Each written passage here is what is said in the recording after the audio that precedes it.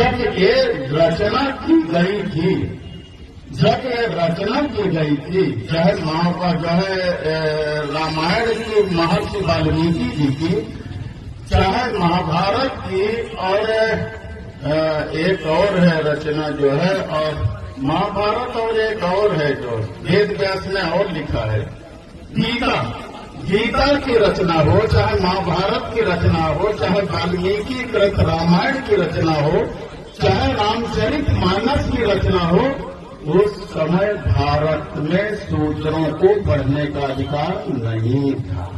सही बता रहे, उस समय भारत में शूद्रों को पढ़ने का अधिकार नहीं था। आप पढ़ लिख नहीं सकते थे। अगर आप पढ़ने की कोशिश करेंगे तो आपकी आंखें फोड़ दी जाएंगी। आप सुनने की कोशिश करेंगे तो शीशा पिघला के कान में डाल दिया जाएगा। अगर जीभ से आप उच्चारण करेंगे तो जीभ आपकी काट ली जाएगी। ये व्यवस्था थी भारत के अंदर। मैं गलत नहीं बोल रहा, भारत के अंदर एक व्यवस्था की साथी हो जाए। सार्वजनिक रास्तों में चलने की हमें इजाजत नहीं थी। कोई भी शूद्र समाज का आदमी अगर सार्वजनिक रास्ते पर चलेगा तो गले में हंडिया बांध के चलेगा, थूकेगा तो दिन भर हंडिया में थूकेगा, फिर मिट्टी को खोद के उस हंडिया को गाड़ेगा। नहीं किसी श्रवण का पैर पर जाएगा तो अपवित्र हो जाएगा। अब तुम्हें किस्सा कहानी लग रही होगी जो है, अब किस्सा कहानी लग रही हो तो अभी एक पिक्चर जारी हुई है महात्मा ज्योतिबा राव फूले, उसे देख लेना। महात्मा ज्योतिबा राव फूले पिक्चर जारी हुई है, उसे देख लेना अगर मैं गलत कहता हूं। यही सारी व्यवस्थाओं के विषय में उसे दिखाया गया है जो भारतीय जनता पार्टी के लोगों को बुरा लग रहा है।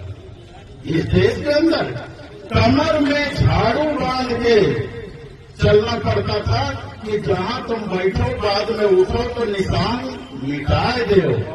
पैर में चीथड़े पुराने कपड़े बांध के चलना पड़ता था जिससे तुम्हारे पैर के निशान मिटते चले जाएं, दूसरे का पैर ना पड़े। ये भारत देश का इतिहास है जो आज हमें नकली हिंदू बना के हमारे वोट का सौदा करते और राजपाट लेके हेलीकॉप्टर से चलते हैं। अगर भारत के मंदिरों में ताकत होती तो मोहम्मद बिन कासिम न आया होता। भारत के मंदिरों में ताकत होती तो महमूद गजनवी न आया होता। भारत के मंदिरों में ताकत होती तो मोहम्मद घोरी न आया होता और इस देश को लूटने का काम न किया होता। इसका मतलब मंदिरों में ताकत नहीं थी। अगर ताकत है तो सत्ता के मंदिर में ताकत है कि बाबा अपना मंदिर छोड़ करके आज सत्ता के मंदिर पर विराजमान है, हेलीकॉप्टर पर चलने का काम करते हैं।